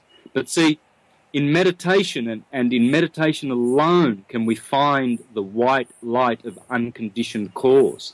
And so we have to go there. We have to get to know who we really are in that world, and get to know what it's like there. So we have to have time for contemplation and to stop and pause. Yeah. Yes. Yeah. No, I just wanted to comment. Thank you for mentioning parasites. I know it's not a pleasant topic for anyone, but here living in a farm, we have experienced the same problem because we have a lot of animals. We had chickens, a lot of chickens, and cats, quite a few cats, and a dog. And we spend a lot of time outside, even in winter time, but obviously in summer we spend most of the time outside. And yes, we have experienced the problem of parasites, and we have done our cleanse, not the way that you have done, but I'm very, very intrigued and actually would love to, I will have a look at your suggestion, but that is a must, because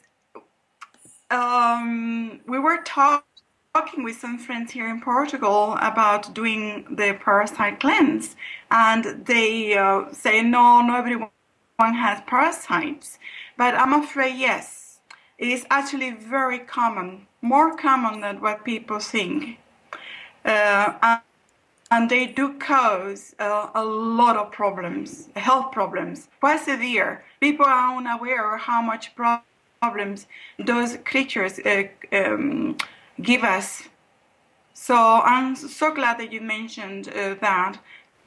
And I absolutely agree with you that syncretism is about everything. It's about organizing us in every aspect of our lives, definitely. Yeah, we can discuss any subject here, and we can get the answers. Even if we don't know it, we can do the research. But we can know it because of the ecliptic, because of light, because that is the key, and that's the key that they've taken away for so long.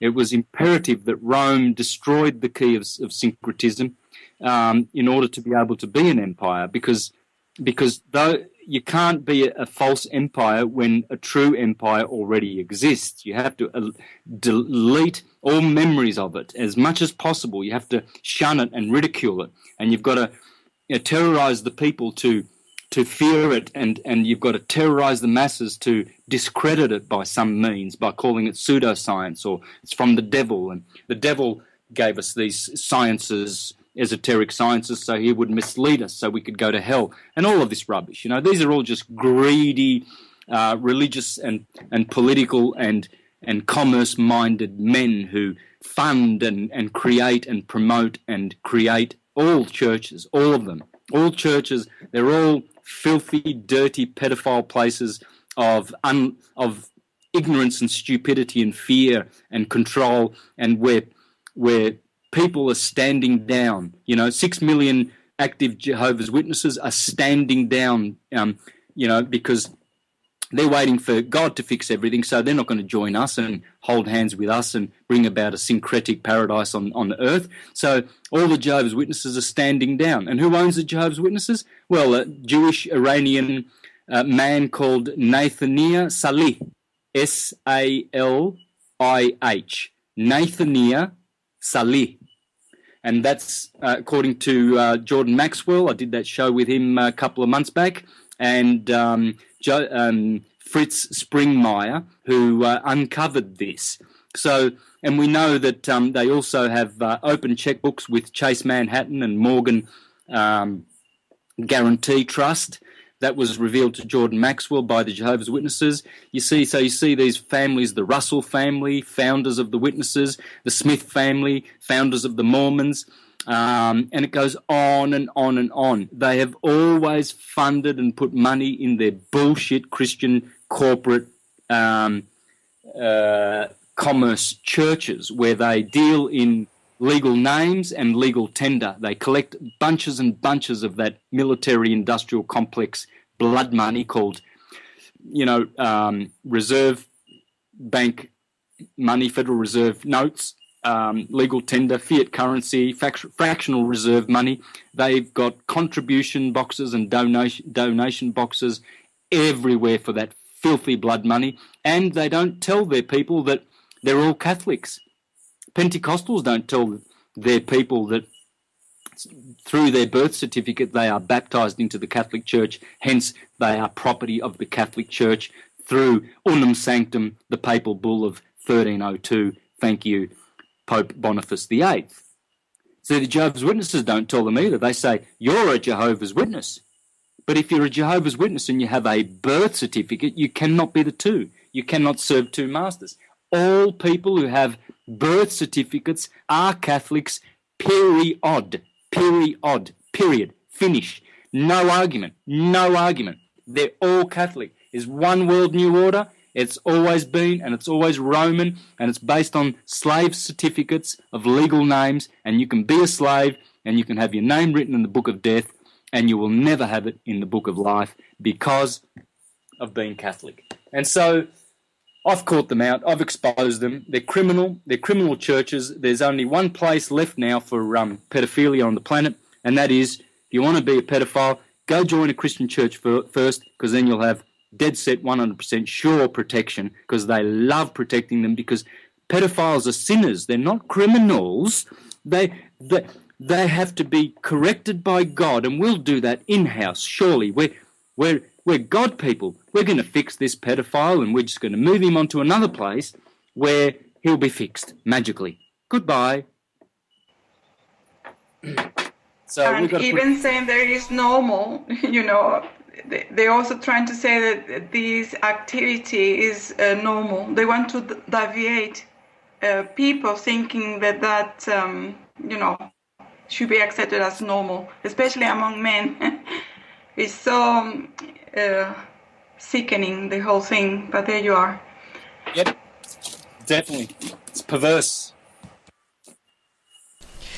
Okay, we have a couple more questions. Did you want to ask them, or what did you want to do?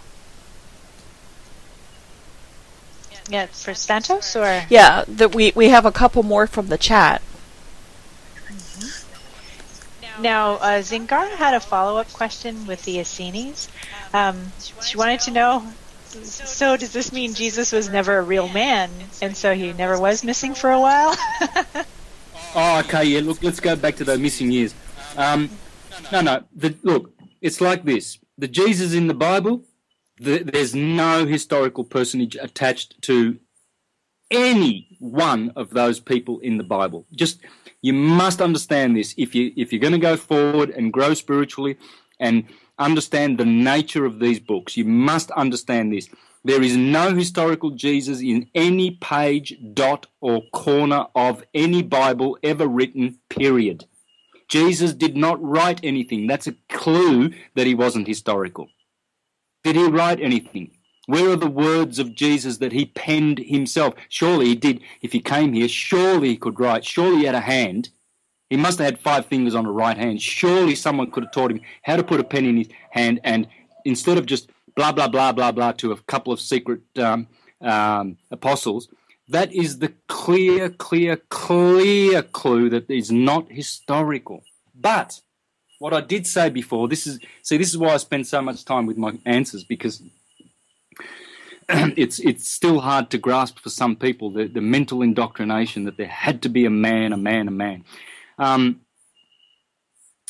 These men, these holy men, they came not in our times, dear friends, and they came in better ages, and they came in other dimensions and allowed us to see them, only the ones that were holy enough and worthy to see them. But they were not in this world of this world.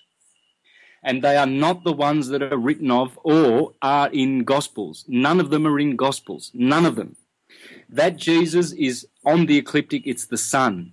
It's the chrism, the oil in your cerebrospinal fluids. It's the philosophical pure wisdom of light. That's what Jesus is. Now, you see, Jesus is associated with 4 numbers. When he was 12 years old, when he was 30 years old, he got baptized, and then he died at 33. And the other number is 18, which is the missing years, because 12 plus 18 make 30.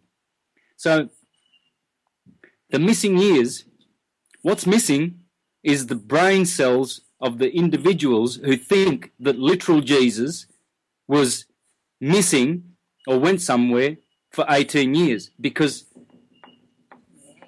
that's all. It's all about numbers, dear friends. It's not about literal years. They are literary years.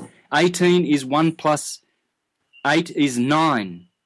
18 is half of 36, which is the number of the sun, 36. Why? Because it's 360 degrees. So a half of 36 is 18.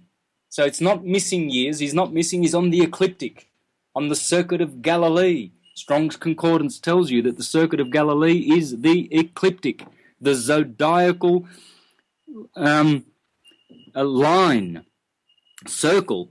That's what Strong's Concordance tells you. The circuit of Galilee, the ecliptic. So he's not missing. You see, 12 is the number of Jesus, Jupiter Zeus, because that's how many years Jupiter takes to go around the ecliptic. 12 years. 30 is the years of Saturn, because Jesus has a twin brother, Saturn, 30 years. So Jupiter is 12, Saturn is 30. 33, that's the 33 bones of the spinal column. That's the 33 degrees of temperature before freezing point, degrees Fahrenheit. That's 33 is everywhere in our nature. These are all numbers pertaining to nature. It has got nothing to do with a literal man who walked and talked and spoke on this planet in this dimension. Impossible. None of that happened. Jesus of the Gospels is the Son, and the 12 apostles are the 12 signs of the ecliptic. And so the only allusion to a historical man that is in the Bible is possibly just alluding to the teachings of that one, because that's all you can do. You can only allude to the teachings, and the teachings will always be syncretism. And so what does Jesus of the Bible teach? Well, he teaches syncretism. I've proven that beyond any doubt whatsoever. All syncretism. Hermes, Buddha, all they teach is syncretism. And they're always turning up at 12, disappearing for 18 years, coming back at 30 to start their 3-year mission, and then off they go. And this is the hero of all heroes everywhere, and there's never been any other numbers associated with the hero. Look at Google Images and see for yourself the hero with his 12 disciples, and you will see many Mithras will turn up with 12, Osiris had 12, Horus had 12. I don't know, I've got a presentation full of all the gods that had 12. Dionysus, they all had 12. Jason had 12. Hercules had 12 labors. Jason had 12 things he had to do. There's always 12. It's all literary. It's all the ecliptic. Now, if you want to have a hero man who came and his name was Yeshua, go ahead. Please do so. I don't have any problem against that. I think that's beautiful, because that acknowledges that the divineness penetrates all worlds. Even this gross world has been visited. We should not abandon this world to only demons and misery. No. The gods and prime creator are very, very connected with this beautiful earth. Earth is ether. Ether is earth. Same word. And so we should not abandon all hope that such good things could have happened on this earth. But they're not in the Gospels. If they were in the Gospels, they would be written by the individual who came, who pretended he was God, or who said he was God. He would have written it. He would never have left it to word of mouth and Chinese whispers. Never, ever. Literal man, literal writing. Literary man, literary writings. That's it. That's the rule, period. It can't be any other way. If Jesus was a literal man, where is his writings? What did he write? Where are they? How do you prove it? Let's see it. And you will never, ever find that, because it never was. These heroes are all literary. It's time to wake up. It's time for us to wakey, that it's a story about us. When you buy a new car, you go to the glove box, the glove compartment, and what do you have there? You have a manual. Well, that's what the Bible is, guys. It comes complete with our lives. The Bible is a manual. It is just a manual for you and I, Jesus, Samson, Moses, Noah, Daniel in the lion's den. It's all us. It's a story about you and all the varied and various and wonderful experiences that you will experience before you turn back to cause, while you are in the electrical, material world of atom, of lion's den, of domain, of domicile, etc., etc. Thank you so much. I could give you a big hug right now because we had a post on our School of the Holy Science Facebook page, which was about that very thing, that Jesus Christ never walked the face of the earth. And we were fried. It was horrendous. The trolls and the people who that actually follow our Facebook page went ballistic, and I could not keep my mouth shut. I know you're not supposed to throw pearls to swine, but it was on our Facebook page. I said everything correct. I had proof of my words. I felt like I was the female Santos, and I just did everything I could, and they acted in such cognitive dissonance. They acted like I was killing them, and it was evil. They were just absolutely evil because I was taking away Jesus Christ coming from the clouds, walking on the face of the earth. It was horrible. Oh yeah. Look, we can never. History can never count the bloodshed and the killings from so-called Christians that will kill other people because they don't accept their Jesus. You see, the Jehovah's Witnesses will sit on one corner and condemn the Baptists on the other corner, saying their Jesus is the devil and they will go to hell and they will perish in damnation forever. And vice versa, the Baptists will do the same with the Witnesses, the Mormons, all of them, all 29,999,000 registered Christian corporate denominations. They will kill you with sickle in hand. They will thrust it in your face and murder you because you do not accept their literal Jesus that walked the earth, and he was a man God, and we love him and we kill for him. We murder you criminal, creepy heathens because you acknowledge another spiritual wisdom. They are murderers, they are killers because they are dumbasses, they are morons, and they are just a pack of church-going donkeys. E-or. Yeah.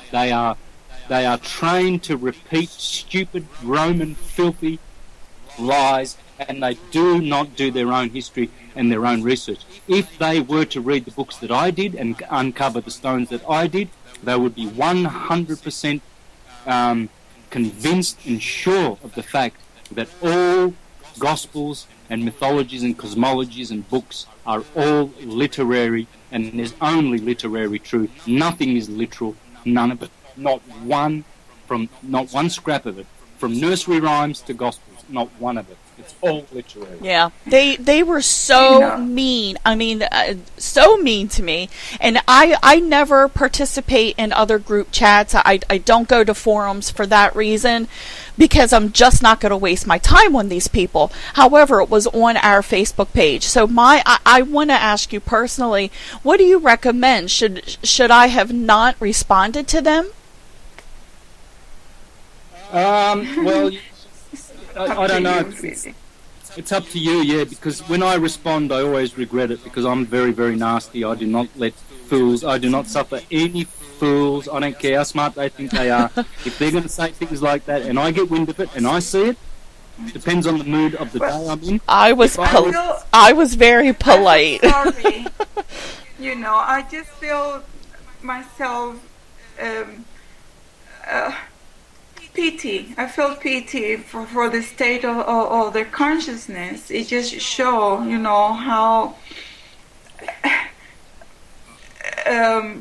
how do you say, the stage of evolution so poor, so low.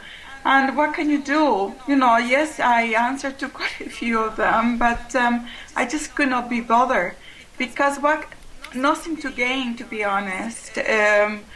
For me, you have to be very specific, always very specific of what you stand for, and I try to be, but I let them be, because nothing that you can do truly, that's my experience anyway, nothing you can do when you have to be harsh, you are harsh. I mean, you made your point very, very specific.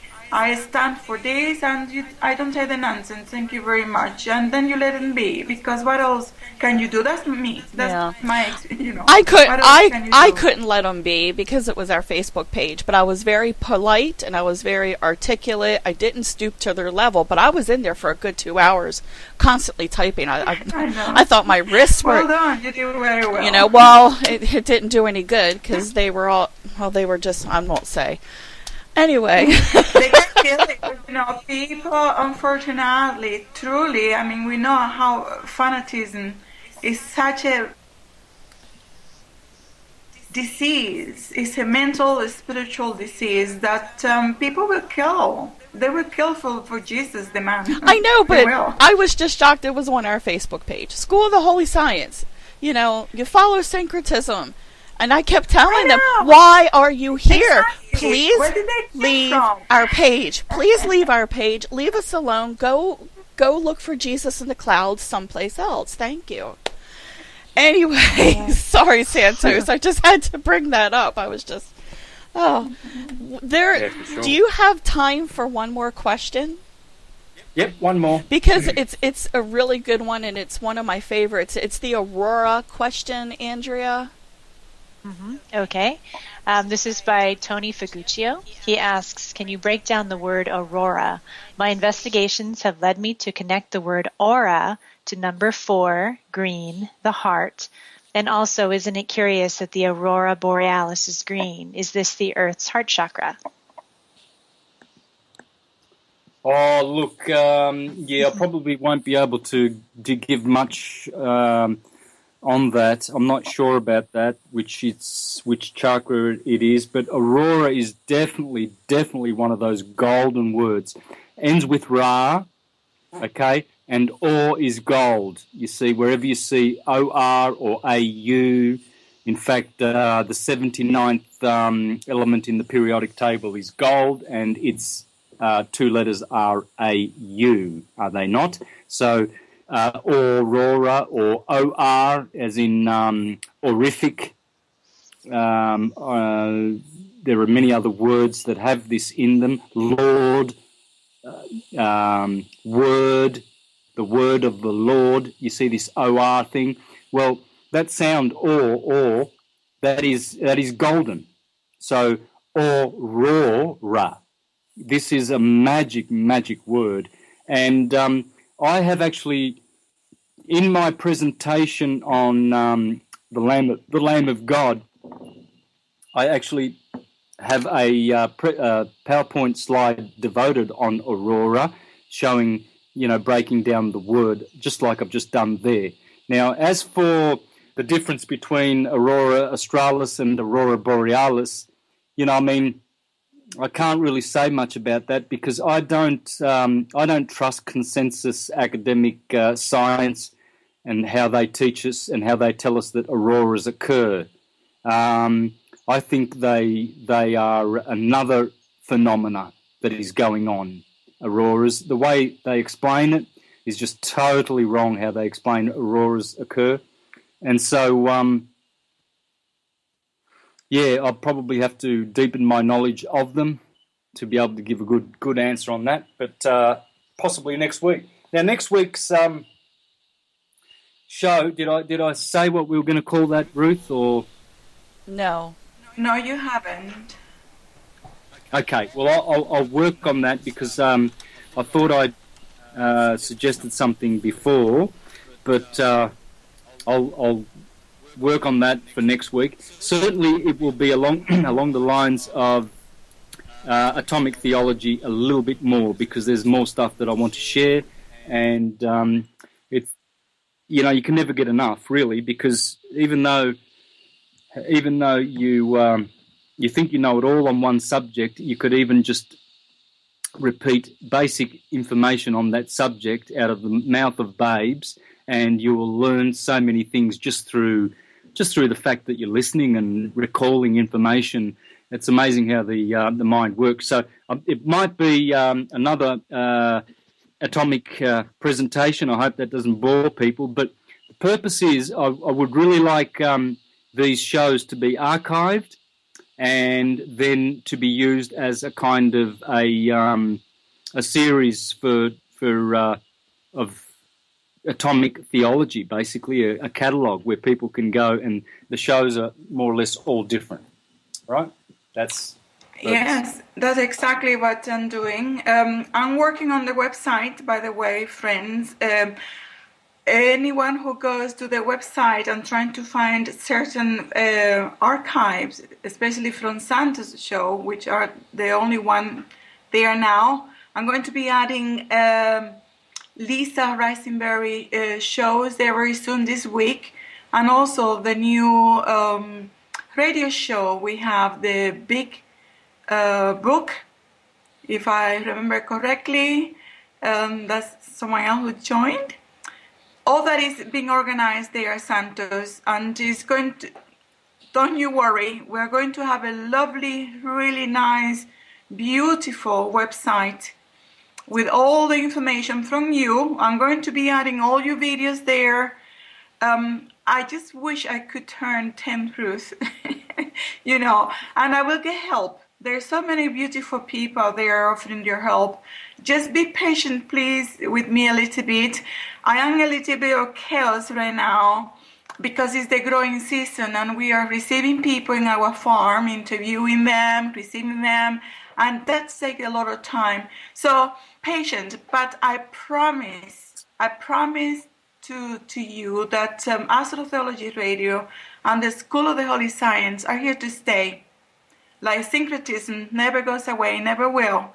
So we're here to assist this beautiful, magnificent process that we're just in love with. I'm in love with knowledge, and what else can I do but to assist? Yeah, beautiful. Thanks, Ruth. I really appreciate your help.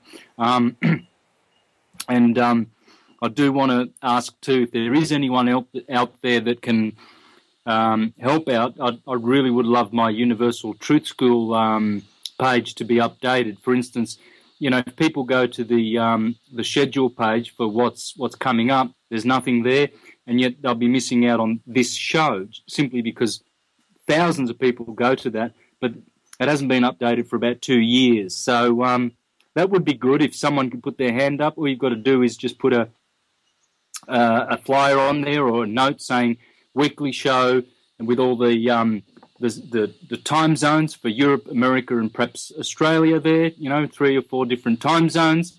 And I've also got a weekly show on American Freedom Radio coming up in about a couple of weeks. I'll be starting that, and that'll be on a Saturday, I think. So I need at least those 2 up, and I need for people to know that I have the Spanish presentations out now and stuff like that. So if anyone can do that, please let me know. Well, thank you. Okay, guys, do you want to call it a night? Yep. That's good for me. Okay. Thank you very much. Yes, thank you. It was a wonderful show. Lovely. Thanks, Lisa. Beautiful. You're welcome. Yep. Andrea. Thanks, Ruth. Take care. Bye, everyone. Have a good day. Bye-bye. Bye-bye. Bye-bye, everyone. Ciao, ciao.